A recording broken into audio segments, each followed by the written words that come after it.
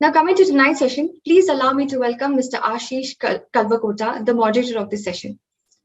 Ashish is a seasoned product leader with end-to-end digital transformation on products platforms experience.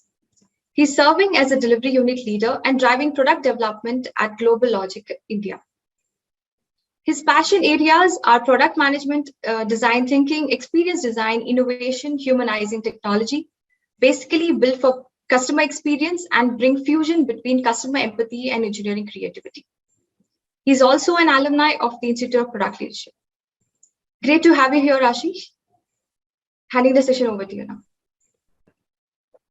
Thank you, Shama. Happy to be here today. It's a pleasure to host this session on the product leadership storytelling. So topic for today is effective data storytelling and how do we convert insights into action. Before we go in, I would like to quickly give a bio of today's speaker. A pleasure to introduce you to today's guest speaker, Brent Dykes. He's our guest speaker today, an industry veteran, a data evangelist, very passionate about data strategy and data storytelling. Until recently, Brent was a senior director of insights and data storytelling at Blast Analytics. He's also the author of Effective Data Storytelling and How to Drive Change with Data, Narrative and Visuals. Brent has more than 15 years of enterprise analytics experience at Omniture, Adobe, and Domo. His passion for data strategy and storytelling comes from consulting with many industry leaders, including Nike, Microsoft, Sony, and Comcast. He's a regular Forbes contributor and has written more than 35 articles on different data-related topics. In 2016, Brent has received the most influential industry contributor award from Digital Analytics Association. He's a speaker at multiple conferences, Adobe Summit, AppTech, PubCon, Web Summit, Strata, etc. He holds an MBA from Brigham Young University. He has turned into an entrepreneur and decided to start his own data storytelling consultancy called Analytics Hero. Some fun facts about our speaker: he's a big fan of comic books, and he was lucky to play pool with the then Canadian Prime Minister John Christian. A short write-up on the topic today. I just want to talk you through it. Today, many insights miss the mark simply because they're not being communicated effectively, and that's where data storytelling comes into play. So instead of just informing key decisions, these insights often end up being misinterpreted or overlooked. So to address this challenge in the last mile of the analytics journey, it's essential to master the art and science of data storytelling rather. The more memorable, engaging, and persuasive you can be, you can get better insights.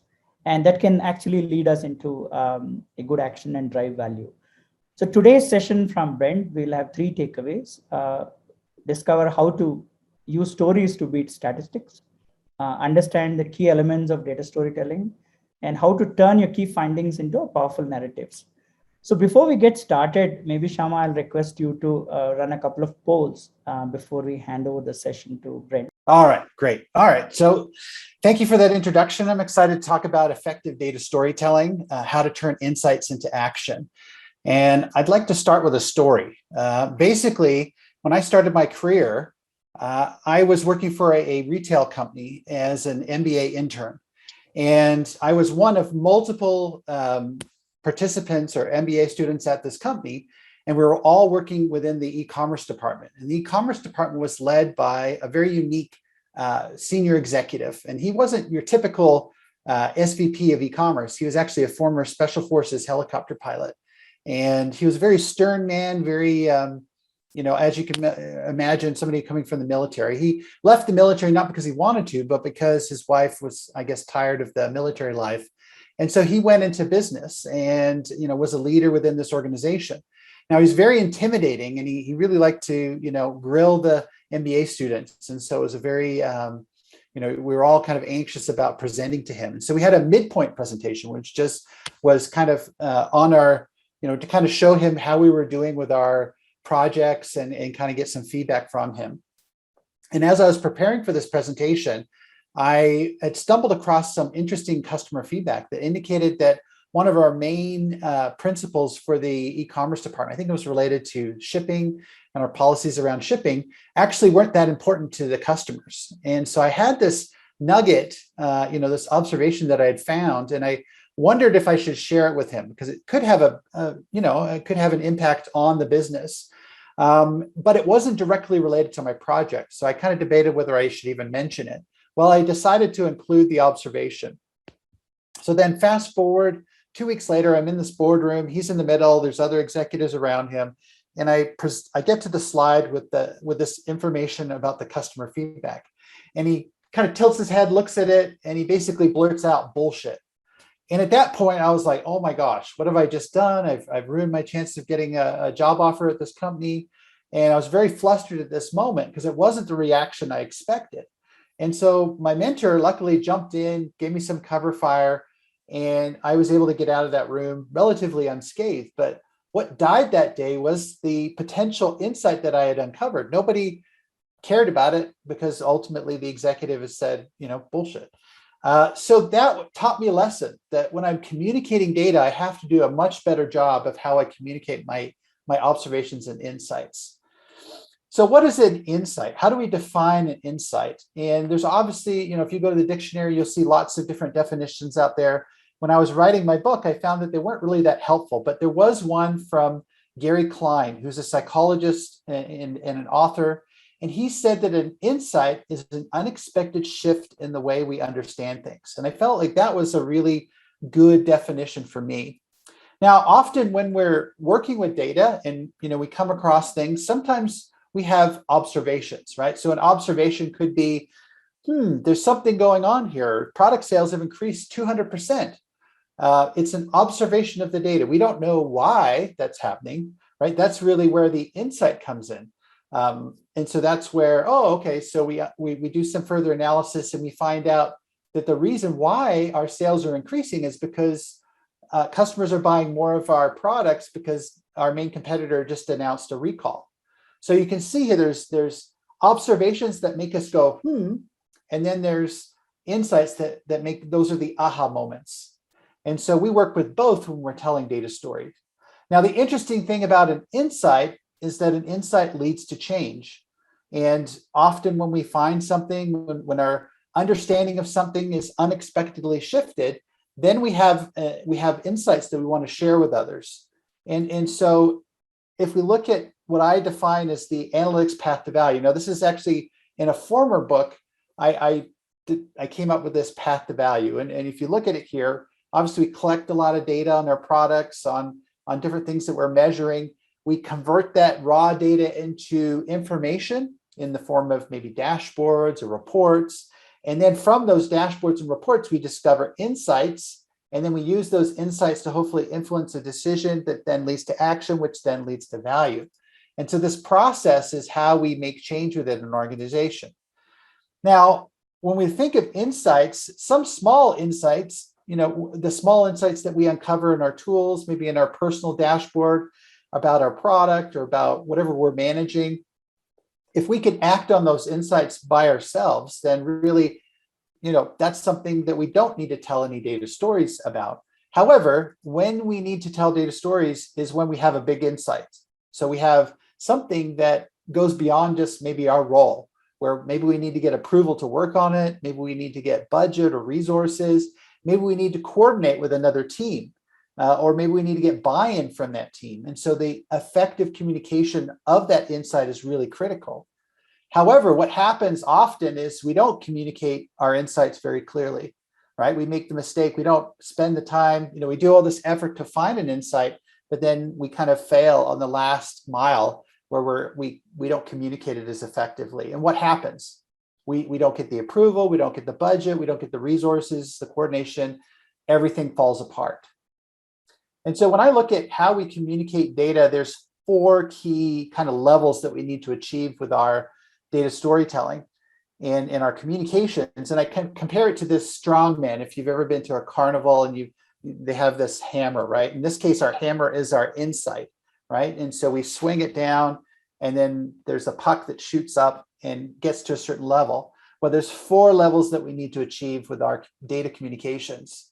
So the first one is we want to get attention for our insight because we're trying to rise above the noise. There's a lot of competing information out there that's trying to get attention, across so many different sources of information and different things.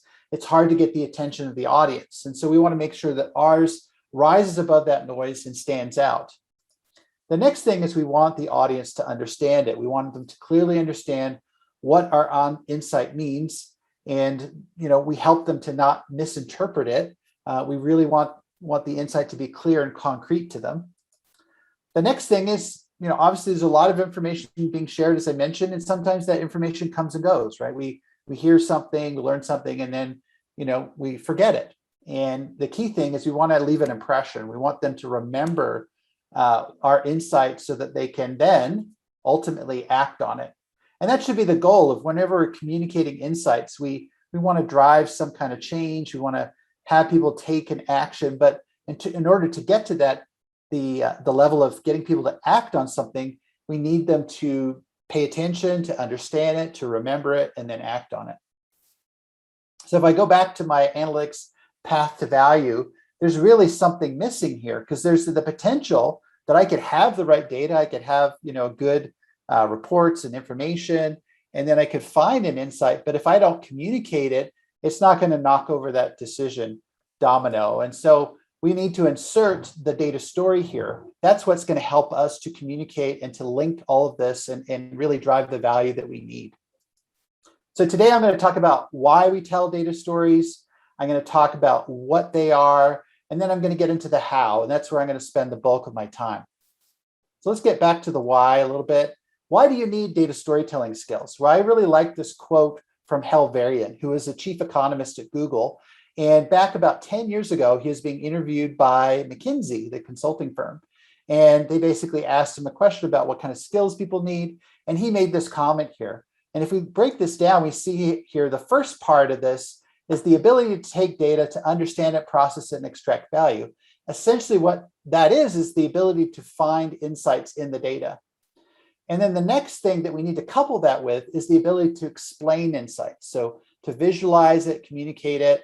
And then what does he say? That's going to be a hugely important skill in the next decades. Well, we're only 1 decade away from when he said this, and we're already seeing how important and how crucial this skill is. Now, if you're a data geek like me, you may think, well, as long as I have the data, the facts, I should be okay. The data should speak for itself. Well, actually, I'm going to break it to you that basically stories are more powerful than just raw statistics. In fact, there's a great quote here from Robert McKee, who said he's a screenwriting guru, basically trains all of the screenwriters in Hollywood how to write good scripts. And basically he said that storytelling is the most powerful way to put ideas into the world today. And I really agree with that. And I have a couple of ways in which stories do beat statistics. And these are taken from a book called Made to Stick by Chip and Dan Heath. Excellent book on communication if you're interested. But basically they outline 2 ways in which stories beat statistics. And so the first one is they're more memorable. And there's actually an example of Chip Heath. He's a professor at Stanford University in California. And he teaches an undergrad communication class. And one of the exercises that he puts the students through is he gives them a bunch of data on a topic and he gets them to take a side. And then they're supposed to argue using the data their point. And so they prepare short presentations, 2, 3, 4, 5 minutes. They form up into groups, they make those presentations, and then 10 minutes go by. They kind of evaluate, give feedback on each other's presentations, and then they think the exercise is over. Well, 10 minutes later, he comes back to them and he asks them, how many of you remember any of the statistics that were shared? Now, a little side note here, 1 in 10 of the students they'll incorporate a short story in their presentation, a short anecdote or something in their pitch.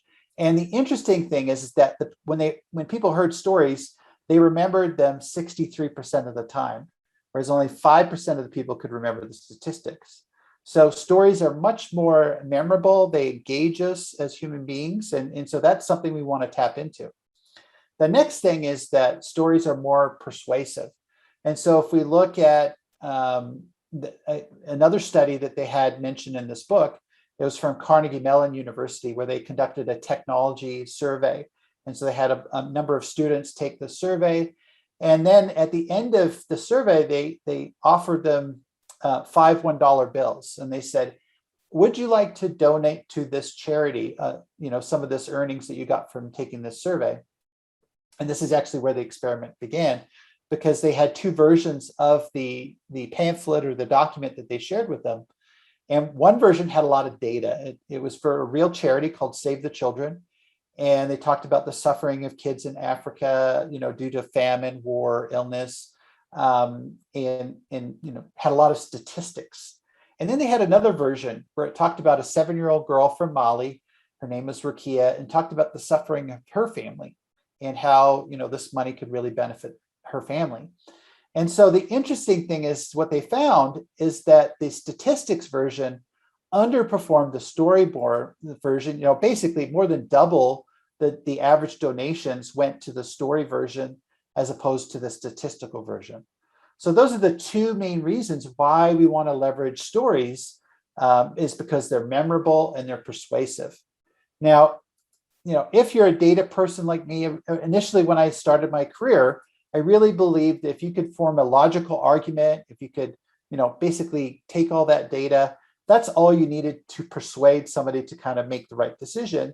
And I kind of ignored the emotional side. Now, if we look at this, I like to use an analogy of Star Trek. And if you're not familiar with Star Trek, basically Spock over here, he's the data scientist. He's the data scientist of the starship, chief science officer, and he's a Vulcan. And if you don't know Star Trek, basically he's half Vulcan, but anyways, the Vulcan culture kind of represses logic, represses emotion.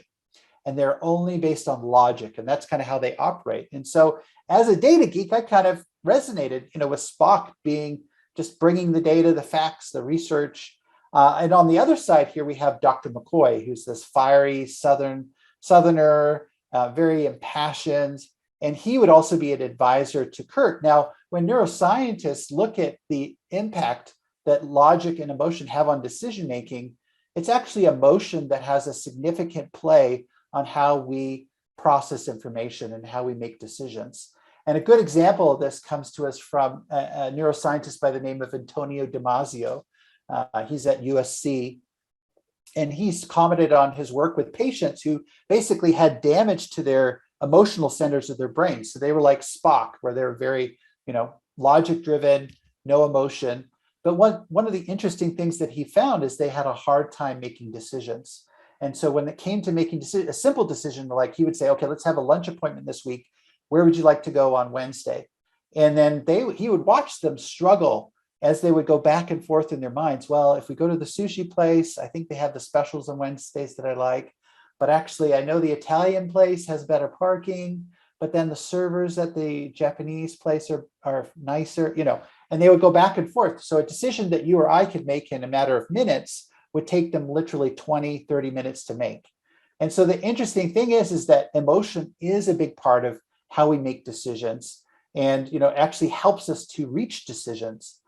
And so when we hear statistics, but we actually feel stories. And so when neuroscientists look at the brain and they see how different regions of the brain light up, they actually saw this, that the regions that were associated with processing language would light up when we hear statistics or data or facts.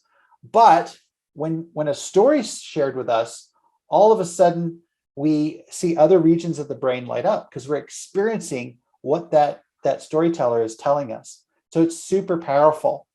And then another thing is too, that when audiences hear facts, the automatic reaction a lot of the time is for the shields to come up. We're on defensive. We don't want to be tricked. We don't want to be deceived.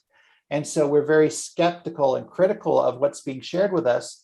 But when it comes to stories, all of a sudden the shields come down. And actually, psychologists and neuroscientists have found that basically we drop we don't nitpick on the details as much. We're much more open to new ideas and to hearing where the story takes us. So this is a great way for us to share information, to take all that analysis that we've done and then combine that with a story that connects with the emotional side of the brain. And so this is very powerful and something that we want to leverage in our data communications. Now, what is data storytelling? And I like to think of data storytelling as a combination of three critical elements. So we have data, narrative, and visuals. Probably no surprise there, right? You're expecting that. Now, the interesting thing is that when we look at the intersections of these bubbles, we start to get a better sense for why data storytelling is so powerful.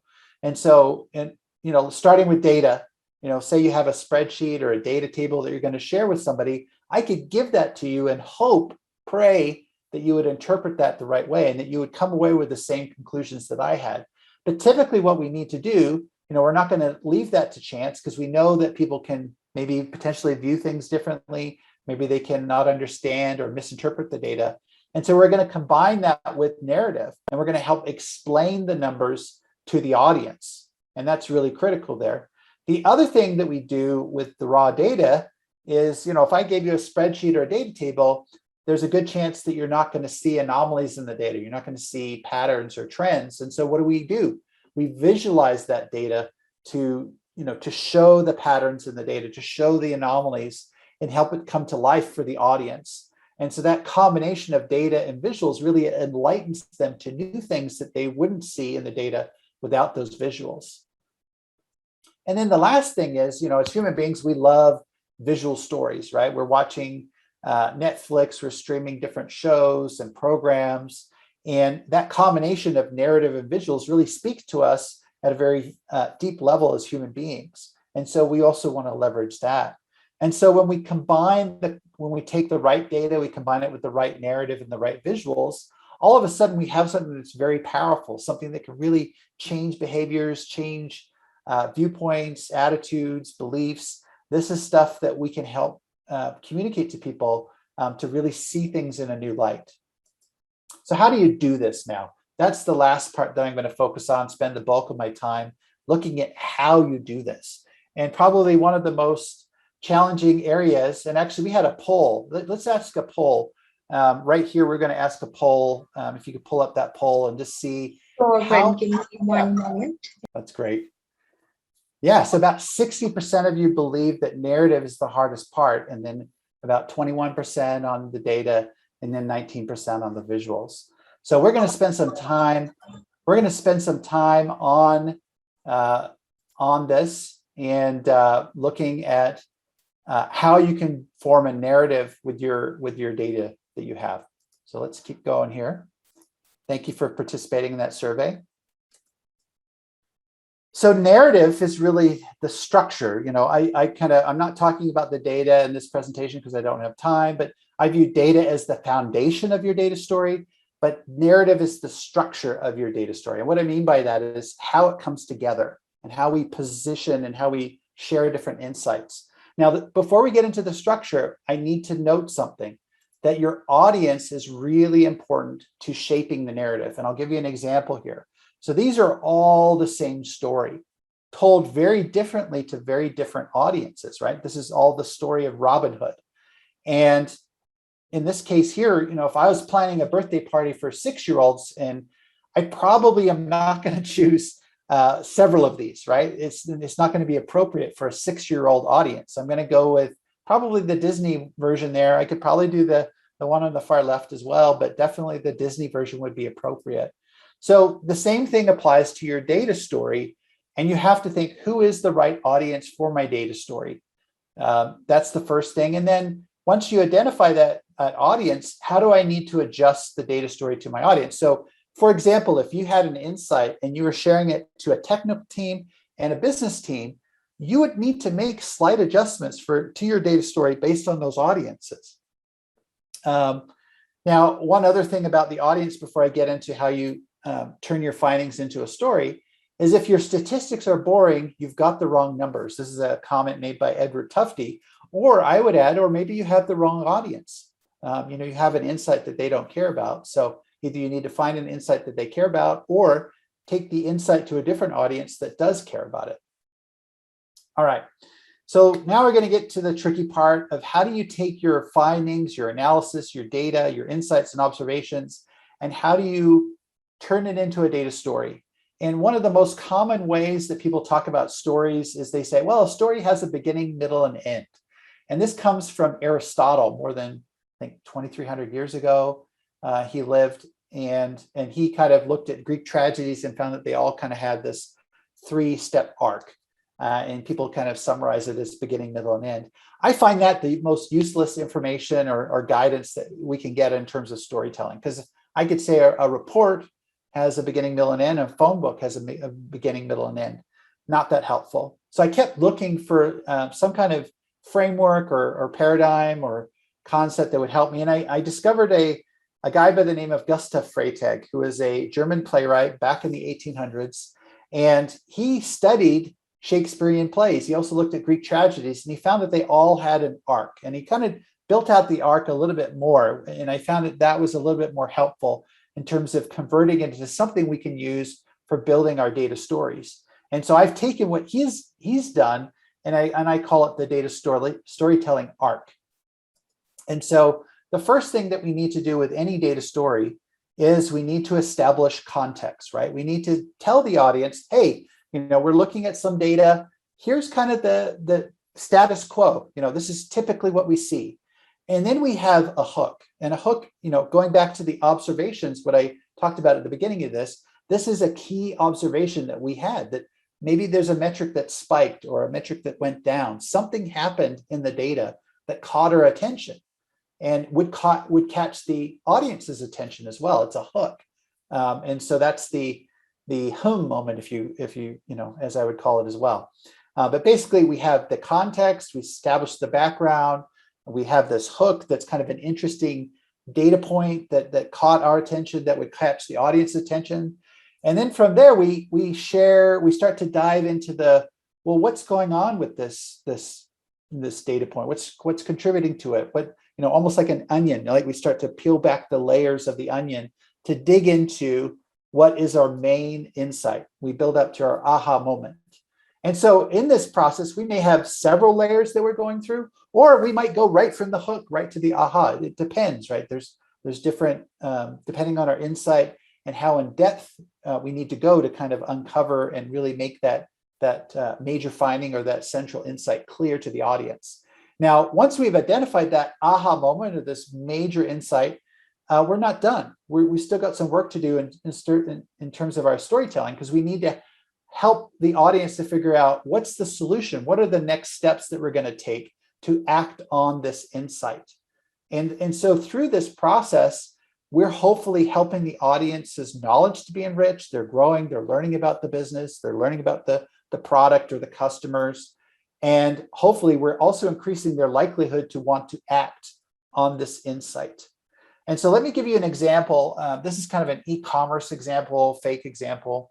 But imagine, we're working at an e-commerce store, and here we have this blue line that represents the sales for this year. And then we have this gray dotted line in the background, which represents last year's sales. And so we can see kind of the status quo, but then in this latest quarter, our trend is going down instead of up. And so something's going on, something's triggering this drop in sales. And so we're concerned. So what we do is we start to look into the product categories, and we say, okay, what are the product categories that are contributing to this drop in sales? And so here we can see with these blue ones, compared to the gray one, which represents last year's sales, all of these are outperforming last year's sales. So they're not part of this problem. The problem is coming with these orange ones that are all underperforming against last year's sales. And so we've narrowed down the problem to a few categories instead of all of our product category data. And now what we want to do is look at the individual SKUs within these product categories. And we've kind of plotted them out to show how many people are looking at these products compared to their sales. And we see that there's a number of products of one brand that are all in this lower quadrant, this undesirable quadrant. And so we realize, oh my gosh, we have a problem with this brand. Maybe we're not getting enough stock in, maybe we changed how we market it or the promotions that we're offering. Something has changed. And then we're also forecasting that if we don't address this problem, we're going to miss our target by 38%. And so this means that we won't get our bonuses. This is going to impact our company in a big way. And the next step is we want to then come up with, well, what do we do about it? What are the next steps that we take, and how do we move forward? And so that's really where I've taken all of the data and I've arranged it into a data story to help people see things in a new light. Now what we want to do is we want to get into the visuals of your data story. And so here we have a table of data, and I'll have you just quickly look at this. What are the patterns that you see in this data table? What stands out to you?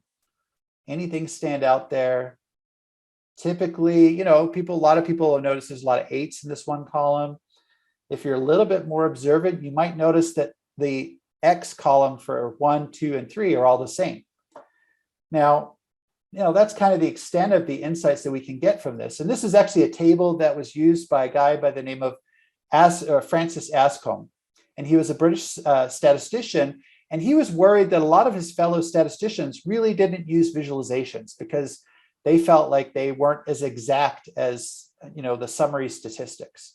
And so he created that data set that I just showed you to illustrate that each of those data sets actually have very different behaviors. And if we visualize them, we get a whole new perspective on what's going on. And so visual exploration of the data is very important. So the next thing is that we're trying to understand human perception. And there's a number of rules, as Colin Ware says, that we can look to in terms of how human beings perceive data and look at it. And so the first one is Gestalt principles. This goes back to the turn of the century German psychologists that looked at human perception, and they found that there's a number of principles that would help us or influence how we group information. So proximity, similarity, enclosure, figure ground, continuity, closure, connection. And in this case here, the Olympics was an interesting thing. We might look at these as very, a whole bunch of different arcs, but no, we simplify it and we look at it as a bunch of circles overlapping. So that's Gestalt principles. And then the other one that's really important is preattentive attributes. And that's really influences how we see certain things in the data and what stands out to us. And so color, position alignment, size, intensity, orientation, shape, motion, line length, line width, curvature, enclosure. These are all things that help data to stand out. And so if I do a quick test here, and I'll ask you, which principal attribute is dominant here? What do you think? What stands out? Okay, well, probably color, right? That's kind of how you group things primarily in this example. I'll take those shapes, I'll reorganize them. What stands out now? Probably shape, right? And then the last one, what stands out now? Well, it's proximity. So this is important because as we arrange the information, as we look at the information, we're going to see different things. And so it's important that we are aware of these ways that we process information. Now, the key thing here is that when we go from doing our visualizations to find insights, and that's kind of an exploratory process, it's one of discovery. And then we need to transition to communicating. So what that means sometimes is the visualizations that helped us to find an insight aren't the same ones that are going to enable us to best communicate them to others. And often what we're doing with our communications is we're trying to enable smart comparisons. And that means comparisons that are appropriate, relevant, and intelligent. And so Edward Tufte, again, data visualization expert, said we're always trying to answer the question of compared with what? It always comes down to making and showing smart comparisons. So we do that in a number of different ways, right? We can use colors, we can use size, we can use position. There's all these things. Now I'm going to go through 5 steps for better visual storytelling. And the first step here is that we want to identify the right data. Now, again, transitioning from exploring the data to explaining the data may require us to adjust our data slightly. So here we are, we're looking at revenue and we're looking at customers, and they're both growing, to the right. So they're getting bigger over time, but we're also seeing that we're not growing the revenue as much as we are growing the number of customers. So our customer base is growing faster than our revenue. And so we're trying to make a point that way, but that may not be the best way. So in this case here, we might want to use a calculated metric. So we do the calculated revenue per customer, and we can clearly see that revenue over time is going down per customer as we grow our customer base.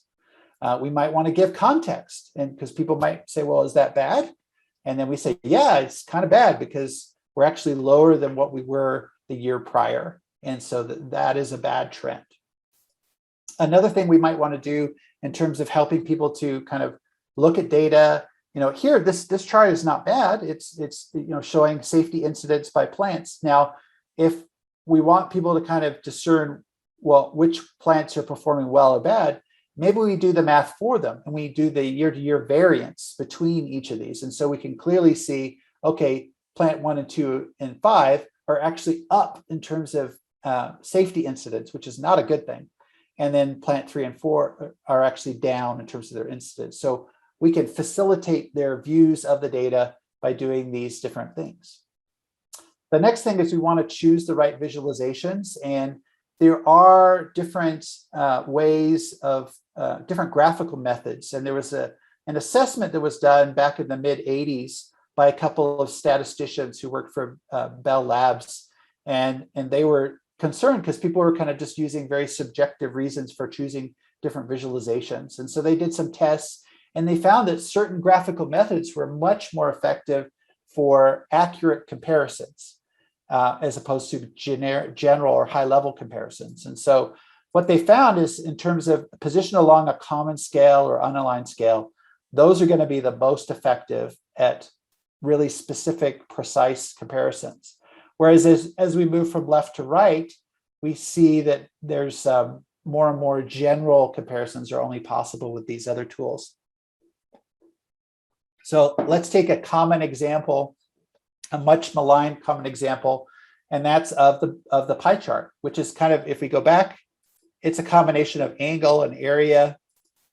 And so we see here, it's very hard for us to know for sure which of these features, these product features, is actually contributing to the most problems. And so here, what do we have to do? We actually have to label this and to really see what's going on. Now, if I gave you the same chart this way, it would be very easy for you without even the numbers for you to make these comparisons and see that feature B is actually the one that's causing the most issues. We can still label it, but we don't need to actually, it's going to communicate. It's going to communicate what we need to communicate. Now, that doesn't mean that we don't use pie charts. They have their uses. They may be more limited. They're especially good when we want to see the overall percentage, right? We kind of lose that with the bar charts that we kind of, in terms of the percentage of the whole, what that represents. But in terms of specific analysis between different data points, it's going to be easier with a bar chart. Now we want to calibrate our visuals to our message. Now going back to a similar bar chart here, we have new customers by different products. And if I'm presenting this to a bunch of product managers, it's going to be very hard for them to make comparisons because they're going to have to look up and down for their product across each of these segments. And so if I know I'm presenting to product managers, I may change this so they can see their product and how they're doing across those different segments. And so the simple adjustment like that can make a big difference to how your audience is able to interpret the data and understand it. Another example here, we have different products by different regions. And so in this case here, it's easy for us to kind of see the total sales or even the sales of product A. But if I ask you about product B or C, it's challenging because there's no baseline, right? So what we can do is we can create a baseline for them. We can separate it out into separate charts, keeping the scale consistent. This is something called a panel bar chart. And now we can make these comparisons much more easily. We can even label them, but we can clearly see now, at a glance, which regions are performing well for our products. The next thing is we want to, in terms of steps to better understand visual storytelling, is we want to remove the noise. A lot of times when we're doing analysis, we're looking at data, there's a lot of noise, right? And we're looking for that signal in the background. And when we find that signal, we need to be careful as we're going in to tell a data story that we don't bring all the noise with us that got in the way, or even create new noise as we're telling our data stories. So there's some different things that we can pay attention to. One is we can remove surplus data that isn't needed for our story. So here we have a number of products that we're kind of looking over time.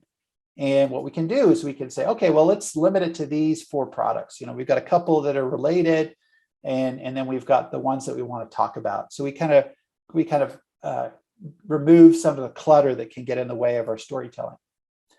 Another way we can do that is we can aggregate data. So here we have units sold by different countries. We can aggregate these lower tail values and really simplify the data visualization. Typically when you have a pie chart and you have more than 4 or 5 slices, it's going to be very hard to interpret. In this case here, we can just aggregate that data and remove it as noise so we can focus on the key slices that we want to talk about. Another thing is we may want to separate the data layers. This is kind of a spaghetti chart, right?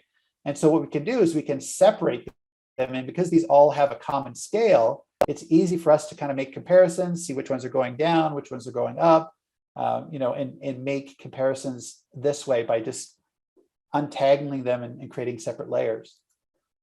Another thing, sometimes when we create our charts in the visualization tools, we have a lot of what's called Chartjunk. The defaults kind of get in the way of telling a clear and clean story.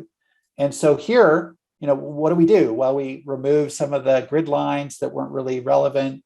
We removed a lot of the labels. We clarified and cleaned up the labels so that, on the axes that they're cleaner, and just remove some of that, what's called chart junk, unessential data or chart elements that don't help us to communicate anything. And the last point is we want to focus attention on what's important. So in this case here, we want to highlight what's important. We can take that spaghetti chart and we can just focus on product C. That's what we want people to focus on. We've kind of pushed everything else to the background using grayscale. It's there for context, but we clearly can see by use of color which one we want the audience to focus on. Sometimes also the text titles. When we're creating our exploratory visualizations, we give them very descriptive titles, but not really explanatory titles. And so we can make those titles work harder for us and really reinforce the key points that we want to make with our charts. Another thing we can do is we can highlight, sometimes we have this visualization is perfectly fine, but sometimes we may want to make a point with high quality stock photography. So we want to humanize our numbers. We want to talk about the people, in this case, a customer behind the numbers. And so it may be appropriate in certain situations to do that.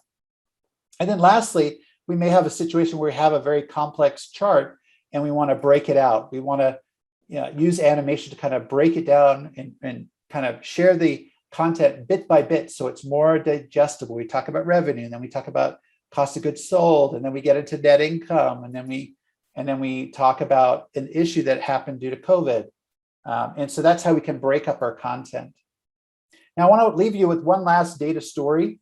I have actually never had surgery, but I know if I did have surgery, I'd want the doctors to wash their hands. And so back in the 1800s, there was a guy by the name of Ignaz Semmelweis. He was a Hungarian doctor, and he was assigned to be the administrator at a university hospital that taught midwives and doctors. And he inherited a problem. They had 2 clinics. There was one doctor's clinic and a midwife's clinic. And a lot of the patients were dying from something called childbed fever. And the doctor's clinic actually had a higher mortality rate than the midwife's clinic. And this was a serious problem. And they had no idea what was causing it. They didn't know what was contributing to this issue. And they didn't know if it was the smell in the rooms, the climate in the rooms, maybe one of the rooms was more overcrowded. They couldn't figure it out until one day when a fellow doctor was performing an autopsy on one of these women, and a student doctor accidentally pricked his finger, and the doctor died. He got, the wind got infected, and he died. And then Ignaz had the difficult job of performing the autopsy on this doctor. And what he uncovered was he saw that the way this doctor died was very similar to how these women were dying. And that dawned on him, maybe their practice, now at the time what their practice was, they would have the student doctors perform autopsies in the morning, and then they would then do their rounds to visit other patients doing examinations and delivering babies. Now, he kind of, again, they didn't know about germ theory at this time, but he kind of hypothesized that maybe there's some particles from these dead bodies that were then being passed on to the women because they weren't properly washing their hands. And so he instituted a hand washing policy, and then immediately they saw a benefit. They saw an immediate drop in the number of deaths, and they were able to keep that fairly low for several months. It did start to go up a little bit, and that's when he discovered some of the students were being negligent. They didn't believe that they were contributing to the death of these women because they simply weren't washing their hands. And so he cracked down on them, and for a couple of months here, you'll see they had 0 deaths. But it did go up here at the end to 4.9%. And this is surprising because Ignaz Semmelweis was let go. And the reason is his superiors could not accept that the doctors were contributing to the death of these women. And he was basically ostracized in the Vienna medical community and really had no success with really getting other people to embrace his ideas. So why wasn't he successful? If we look at what he had 18 months of data. Again, couldn't prove germ theory, but he did have 18 months of data showing that his hand washing policy was effective. Super valuable. Yes, this could have saved thousands of women's lives at this time, not only at the one hospital, but at hospitals around the world and throughout Europe. Actionable. All he needed people to do was wash their hands, and yet it wasn't embraced. And I believe it was because of the narrative and the visuals were missing from his how he communicated his data. Now, let me give you 2 examples of people at the same time period. You might say, well, Brent, he didn't have PowerPoint, he didn't have Excel, he didn't have Tableau. That's not fair. Well, actually, Florence Nightingale was able to communicate about the importance of sanitary conditions in the barracks and hospitals for soldiers. And she used this visualization with the British public to draw attention to how many people were dying from disease as opposed to wounds and other causes. And so she tried to change the perception by basically visualizing the data. And this is the same time period as Ignaz Semmelweis. Another example is Dr. John Snow. He believed in cholera being a waterborne disease. And they had an outbreak of cholera. And he went there and he documented all of these bars represent people who died. And they're all close to this one pump that got infected with cholera. And then all of a sudden, everybody in the walking distance of this pump were basically dying at a higher rate. And he was able to convince people by visualizing the data this way that basically they should remove the pump, the handle from the pumps. Now, if we look at Semmelweis, what was he able to do? Well, actually, he had some great data. He actually found a hospital in Dublin that did not do the autopsies. And so they were able to maintain a childbed mortality rate below 3.5%. And then he was able to show data that showed how the Vienna hospital was having significant issues because after they had introduced this policy of doing the autopsies, and then obviously when he came on board, it dropped. But he didn't do this. He didn't visualize the data. This is how he presented his data. In fact, he had 500 pages and 60 plus tables, no visualization, no storytelling. And so here we look at how successful, Nightingale was able to change the way the British Army took care of its troops and saved lives. Dr. Snow, even though he passed away before he was able to see it, basically the next time they had a cholera outbreak, they boiled the water in London, even though they, again, didn't know about germ theory at the time. He was able to influence in that way. And then we look at Semmelweis, and he was not able to drive any change. Nothing occurred. So just to wrap up here, the numbers have an important story to tell. They depend on you to give them a clear and compelling voice. And then I'm a big Spider-Man fan. With great power comes great responsibility, but also great opportunity. And I'll close with that if there's any questions. And if you're interested in this topic, you can get a copy of my book on Amazon or other retailers. Thank you. Thank you, Brent, for the brilliant and engaging session. Relevant and amazingly useful insights indeed. And I must say the wonderful visuals on the slides are very captivating. And we have plenty of questions lined up for you. So I request Ashish to begin the Q&A now. Sure. Thank you, Brent. Today's session was very thrilling and you mesmerized us with those wonderful visuals. I just want to do a quick recap before we go to the questions. I think we learned today how to define an insight and how it leads change. And thanks for walking us through the why, what, and how of data storytelling. Yes, we understand why it's important. And the way you talked about it, data doesn't speak for itself, was a big revelation for me, and why stories beat statistics, right? And when you said 60% of the time people remember those stories, but while only 10% of the time, when you put statistics, they remember. I think that was very important takeaway for me.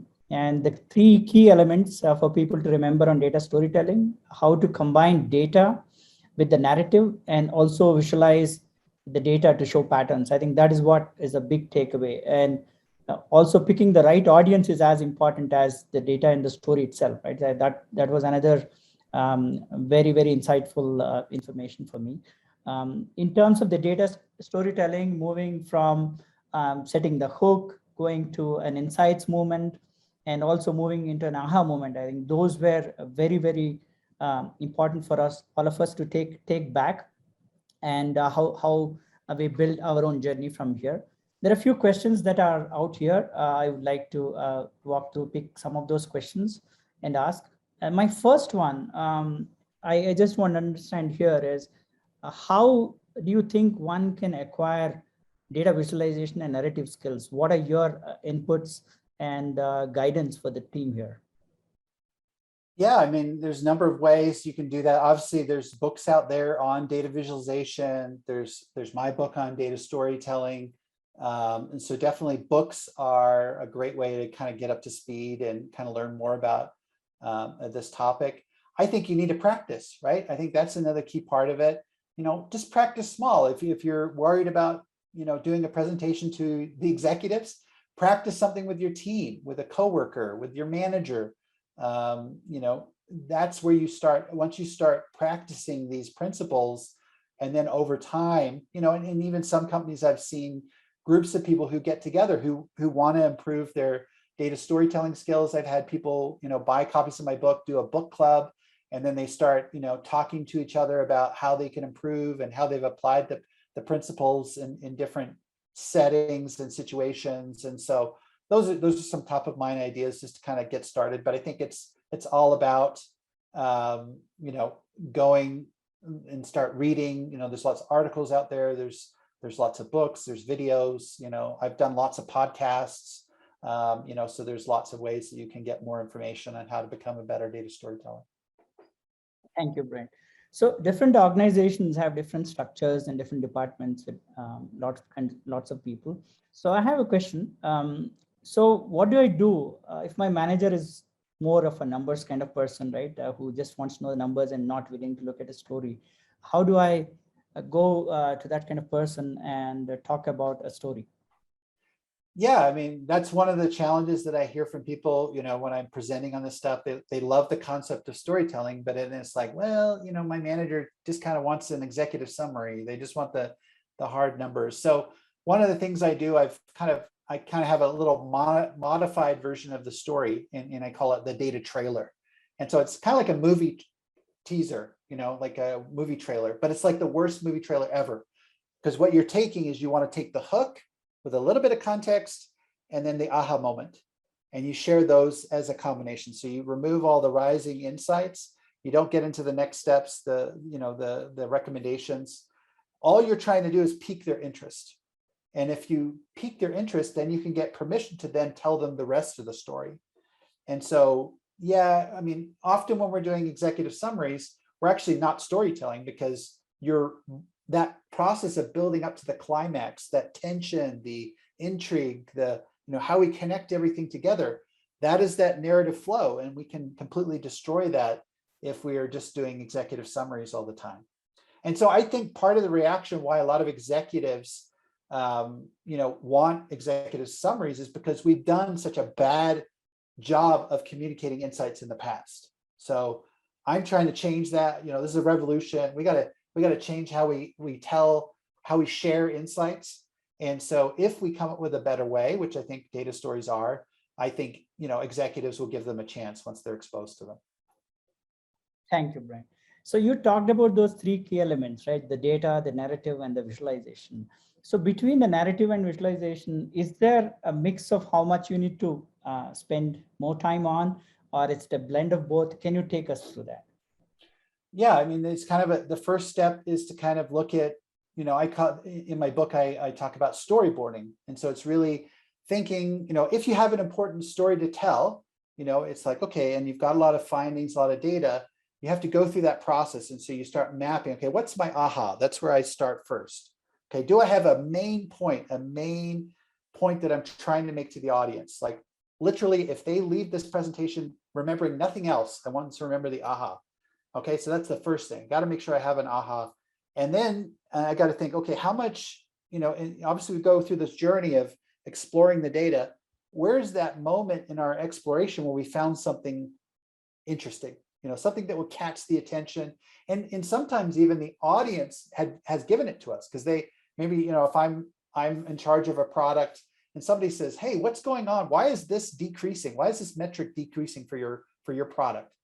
They've already given me the hook. They've already given it to me. So my investigation of that. So I think it's important to kind of get some structure in there. Again, if your data visualization skills are still relatively, you're building them, it might take a little bit more time on the data visualization to get it done. But yeah, I think a third of your time should be spent on planning your story, maybe a quarter, a third, and then, probably the rest of the time is just getting your messaging, your visualizations, everything else right. Got it. So we talked about the hum moment to the aha moment, right? How do you know the audience are engaged through this? Is there any tips and tricks that you have to keep the audience continuously engaged here? Yeah, I mean, first thing, right? First thing is we know our audience, we know what's important to them. We know what their priorities are. We know what they're focused on, where they're investing their time, their budget, their resources, okay? So we're building a data story, hopefully, about an insight that's related to what they're focused on.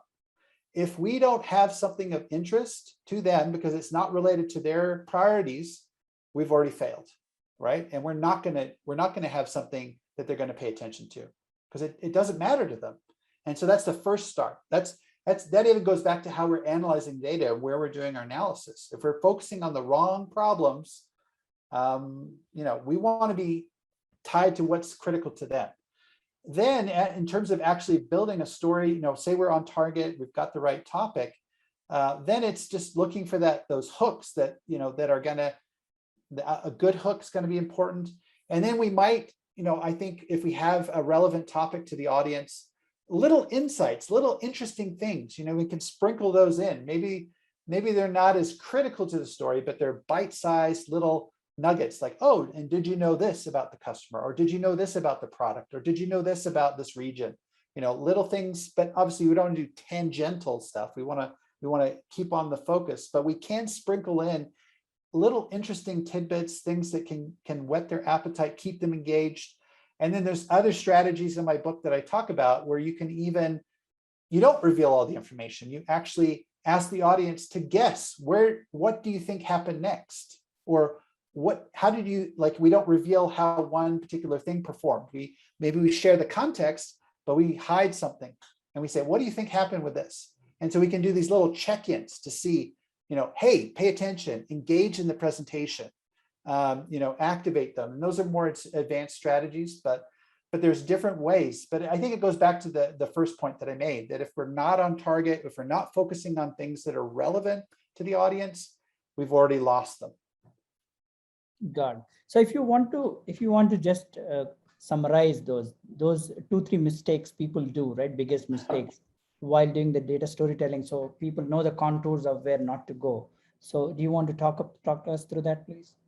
I would say one of the biggest mistakes that we make, or the one that I see one of the most frequently, is we share too much information. So we have a hard time editing ourselves. We think, okay, we did all this analysis, we found all this great insight and observations, and we just want to share it, with everybody.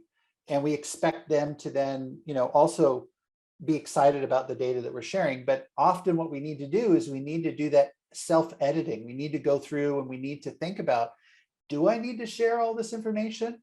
And there's even, when I was researching my book, I actually found some research that showed that we have a cognitive bias where we overestimate how much information is needed by other people to make a decision. So we, on a factor of double or quadruple, we overestimate how much data people need to make a decision.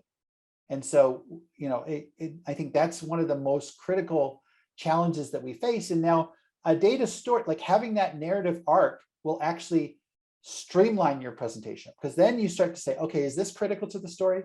No, I might get a question about it, but I'll put it in the appendix, right? In case I get that question, I don't need to cover it in the presentation. And so you start to then weed out information that isn't critical to your story. And so your story or your data that you share is much more leaner, much more focused, tighter. And then you might have a very large appendix. But that process of going through forming the story, really being conscious about what helps to communicate the points I'm trying to make and what doesn't, you know, that's going to help you to have a better story in the end, because you're using the narrative and everything to kind of streamline what you're communicating. Thank you so much, Brent. I think this was a wonderful session. I have so much to take away from here. Thanks for your time today. Shama, over to you. Yes, thank you, Brent. Definitely the Q&A session was amazing. And audience, thank you for posting your questions. And due to time constraints, we couldn't take all of them, but definitely you can reach out to us with your questions and we'll help you out. Just give me a moment to share my screen. We have enjoyed having you with us, Brent. It's been a complete pleasure. Please accept this certificate of appreciation from the Institute, a small gesture. We are grateful for the time and effort you took to share your thoughts and amazing insights drawn from your years of experience in the industry. So if you scan the QR code on the screen, it will take you to a dedicated Hall of Fame page that we have created for you, which holds a recording of this session. Please share it within your network and we'll do the same. We'll be sharing the session on a YouTube channel. Thank you once again for joining us.